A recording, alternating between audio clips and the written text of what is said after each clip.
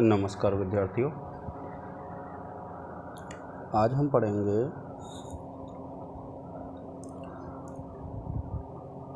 जो टीजीटी के सिलेबस में अभिज्ञान शाकुंतलम है और टीजीटी के जो सिलेबस में अभिज्ञान शाकुंतलम है उसमें इससे हमने ये पहले जो पढ़ा था वह पढ़ा कि विस्कम्भक होता है और विस्कम्भक में जो प्रश्न पूछे जाते हैं आपसे इस तरीके से पूछे जाते हैं कि विस्कम्भक किसके द्वारा कहा गया है। तो आप ये ध्यान रखेंगे कि जो विस्कम्भक है विज्ञान शाकुंतलम में चतुर्थ अंक में वह अनसुईया और प्रियंवदा जो सखी हैं शकुंतला की, उन सखियों के द्वारा कहा गया है। क्या जो विस्कम्भक है, तो विस्कम्भक किसने कहा कि जो प्रियंवदा की सखियां हैं अनसुईया और प्रियंवदा शकुंतला की सखियां, उन्होंने यह विस्कम्भक कहा है। विद्यार्थी अब देखिए यह जो श्लोक है, यह श्लोक किसने कहा है। जब आप देखेंगे कि जब जो कण्व हैं, आपको पता है कण्व ऋषि कहाँ गए हुए थे। कण्व ऋषि गए हुए थे सोम तीर्थ पर, और जब सोम तीर्थ पर कण्व ऋषि गए थे तो कण्व ऋषि जब सोम तीर्थ से लौट के आए तो इसी अंक में उनके लौटने का उल्लेख मिलता है। तो क्या है, वो निर्देश करते हैं अपने एक शिष्य को कि जो बेला है, जो समय है, उसका निर्देश किसको करना है, तुमको करना है। अर्थात सुबह समय का निर्देश तुमको करना है। तो उसका वर्णन है इसमें। देखिए जो कण्व शिष्य है वो क्या कह रहा है कि याति कतु अस्त शिखरम पतिरोषधीनाम आविष्कृतो अरुणपुरः सर एकतो अर्कः तेजोद्वयस्य युगपद व्यसनोदाभ्याम लोको निम्यत एव आत्मसान्तरेषु। देखिए कि याति कहते हैं जाता है, यहाँ पर यण संधि है। एक तो कहते हैं एक तरफ। अस्त शिखर कहते हैं अस्ताचल को, अर्थात अस्त हो रहा है। पतिरोषधीनाम, पतिः औषधीनाम, अर्थात जो औषधियों का पति है, अर्थात जो चंद्रमा है। क्योंकि औषधियों का जो स्वामी कहा जाता है वह किसको कहा जाता है, चंद्रमा को कहा जाता है। तो इसमें यही बताया है कि जो औषधियों का पति है, जो औषधियों का स्वामी है, कौन, जो चंद्रमा है, वह कहाँ जा रहा है, अस्ताचल को जा रहा है। तो क्या कहा, याति कतु अस्त शिखरम पतिरोषधीनाम, कि याते एक तो, याति माने जा रहा है, एक तो माने एक तरफ, अस्त शिखर कहते हैं अस्ताचल को, पतिरोषधीनाम अर्थात जो औषधियों का स्वामी है, अर्थात जो चंद्रमा है वह अस्त हो रहा है। और आविष्कृत कहते हैं आविष्कार हो रहा है, उदय हो रहा है।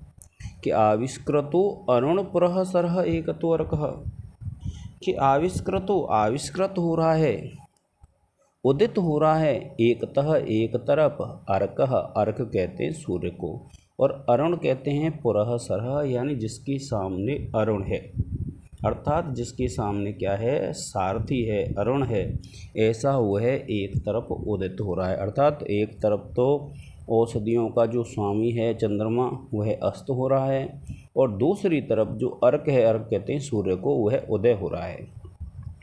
तेजोदयस्य, यानी दो जो तेज हैं उनके, युगपत कहते हैं एक साथ, कि तेजोदयस्य दो तेज हैं। कौन से तेज हैं, एक चंद्रमा का तेज है और एक सूर्य का तेज है। तो तेजोदयस्य यानी दो तेज हैं, युगपत कहते हैं एक साथ, व्यसन उदयाभ्याम, यानी व्यसन और उदय, अर्थात अस्त व्यसन का यहाँ अर्थ लेंगे अस्त और उदयों के। लोको नियम्यतैवात्मदशान्तरेषु, को लोकः, जो लोक है, जो संसार है, जो दुनिया है, वह क्या कहा, लोको नियम्यत, कि जो लोक है, जो संसार है, नियमित उसको नियंत्रित किया जा रहा है।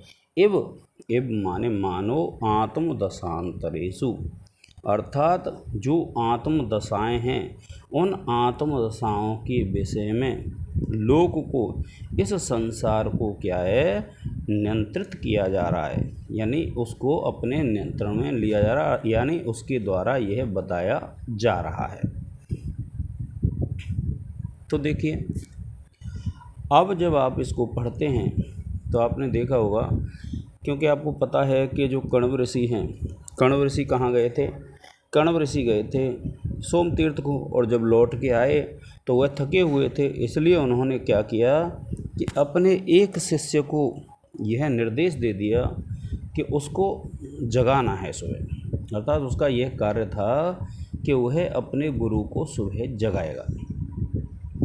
तो देखिए, अब इसमें क्या कहते हैं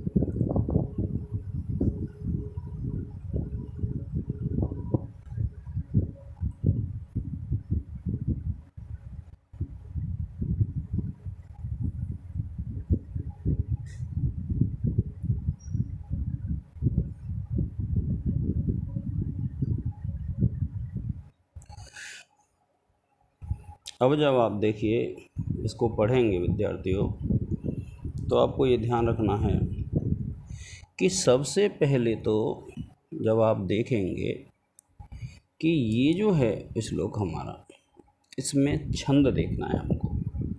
क्या देखना है? छंद। तो देखिए, आप जब वर्ण गिनेंगे तो 1 2 3 4 5 6 7 8 9 10 11 12 13 14। तो आपको सबसे पहले तो ये ध्यान रखना है विद्यार्थियों कि इसमें कौन सा छंद है। इसमें आपका छंद है बसंत तिलका। कौन सा है? बसंत तिलका, ये छंद है। फिर अब जो बात आती है, फिर आती है अलंकार की। जब आप देखेंगे तो इसमें जो अलंकार हैं, एक तो क्या है, इसमें दृष्टांत अलंकार है।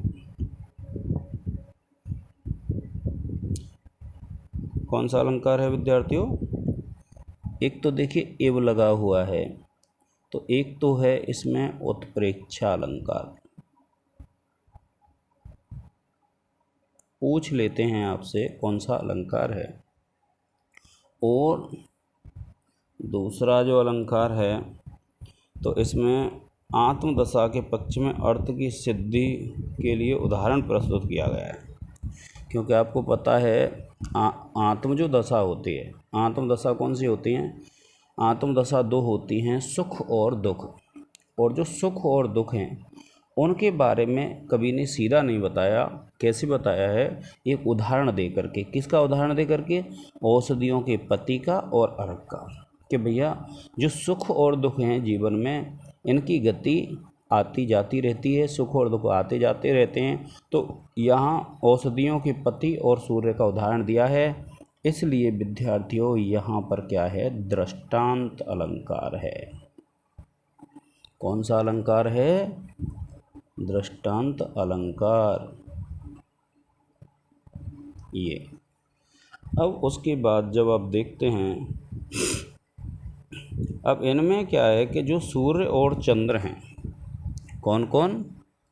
एक तो सूर्य और एक चंद्रमा। तो जो सूर्य और चंद्रमा हैं उन पे दो सज्जनों के व्यवहार का आरोप किया है। और दो सज्जनों के व्यवहार का जब आरोप किया है तो इसमें समासोक्ति अलंकार है। कौन सा अलंकार है? समासोक्ति। ये भी एक अलंकार है। कब? जब सीधी बात न कह के किसका आरोप किया है? सूरज और चंद्रमा पर किसका आरोप किया विद्यार्थियों? सज्जनों का। तो इसलिए क्या है, यहाँ पर समासोक्ति अलंकार है।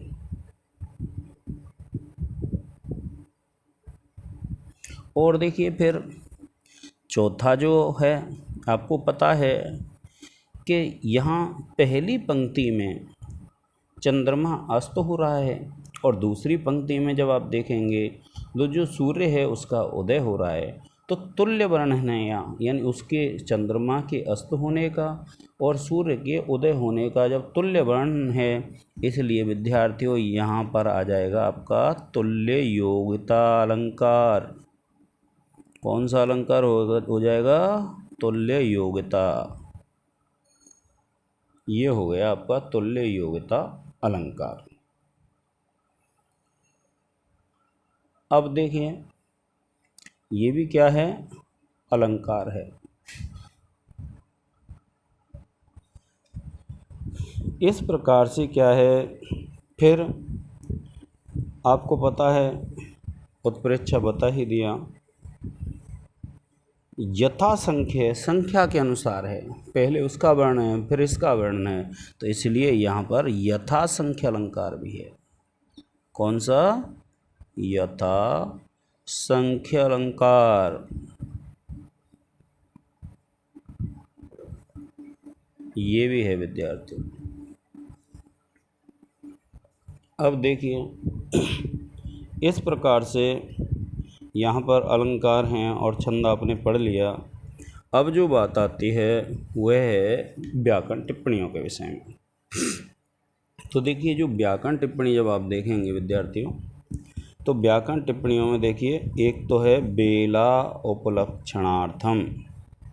कौन सा शब्द है? सॉरी,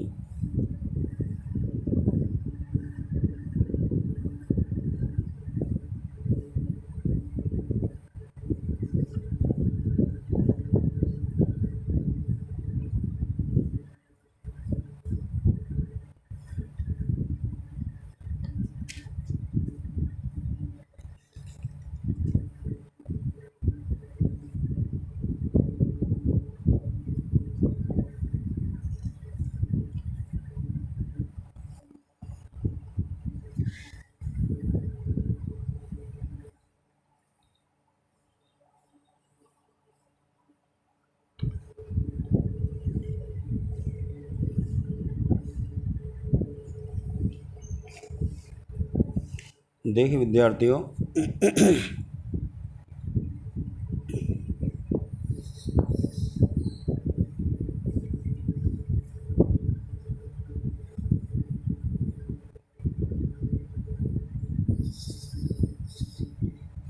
एक तो है इसमें, जैसे आप अस्त शिखरम देखेंगे तो जब आप देखेंगे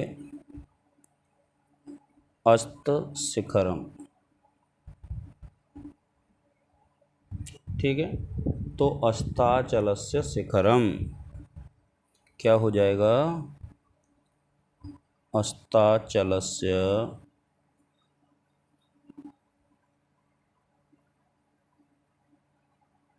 शिखरम।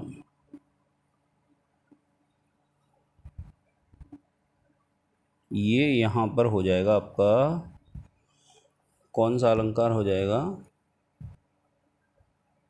षष्ठी तत्पुरुष, सॉरी समास है ये, षष्ठी तत्पुरुष समास है आपका। फिर उसके बाद देखिए आप देखेंगे आविष्कृतः। कौन सा है? आविष्कृतः।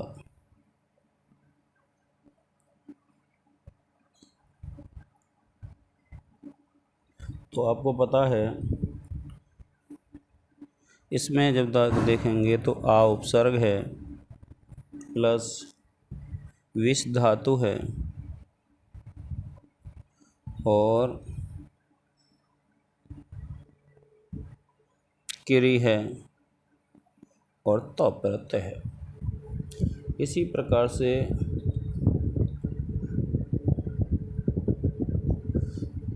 अरुण पुरुषः, ये जो शब्द है अरुणपुर सरह। ये जो है जब आप इसको देखेंगे अरुणपुर सरह, इसमें पुरः सरतेति पुरसरः, अरुणः पुरसरः यस्य सः। अरुणः पुरसरः यस्य सः। तो आपको पता है ये कौन सा हो जाएगा, बहुब्रीहि समास है इसमें। और फिर उसके बाद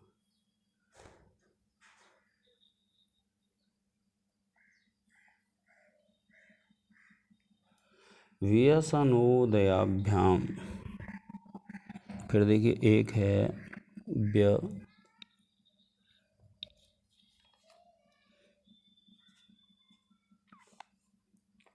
व्यसनोदयाभ्याम,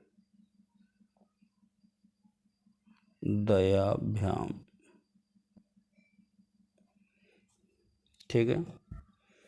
जब आप इसको देखेंगे तो व्यसनम च उदयश्चेति, व्यसनम च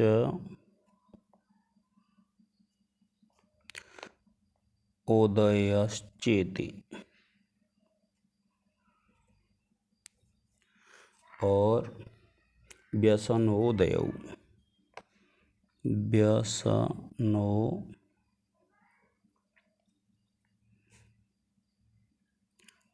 हो जाएगा। फिर है युगपद यौ, व्यसनोदयौ ताभ्याम, युगपद यौ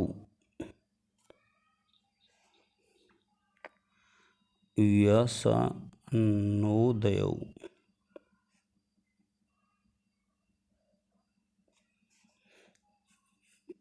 ताभ्याम। और ये हो जाएगा विद्यार्थियों कर्मधारय। कौन सा समास है, कर्मधारय समास।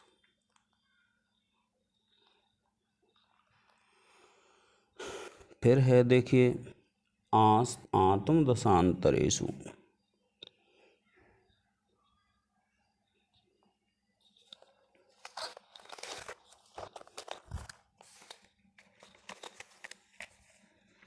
कौन सा है, देखिए ये है आत्म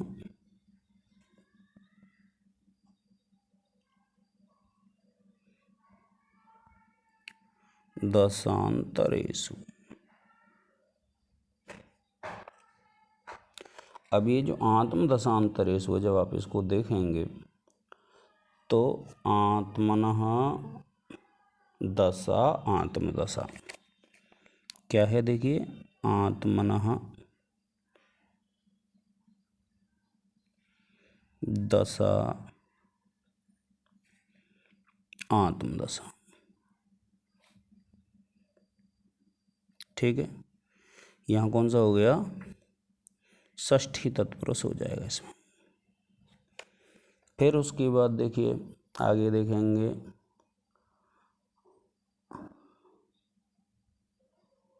तासाम अंतराणि तेषु, तासाम अंतराणि तेषु, यहाँ पर भी क्या है, षष्ठी तत्पुरुष है। तो इस प्रकार से क्या है कि इसमें षष्ठी तत्पुरुष समास हो जाएगा। फिर देखिए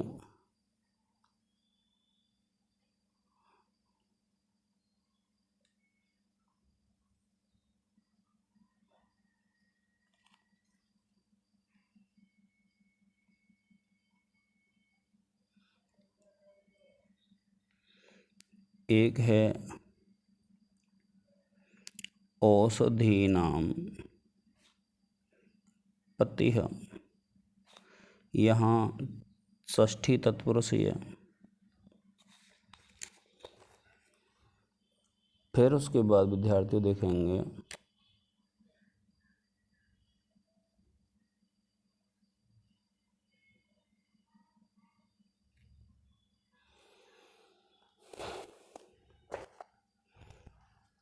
कि औषधियों का जो पति है वो है, उसके लिए आ गया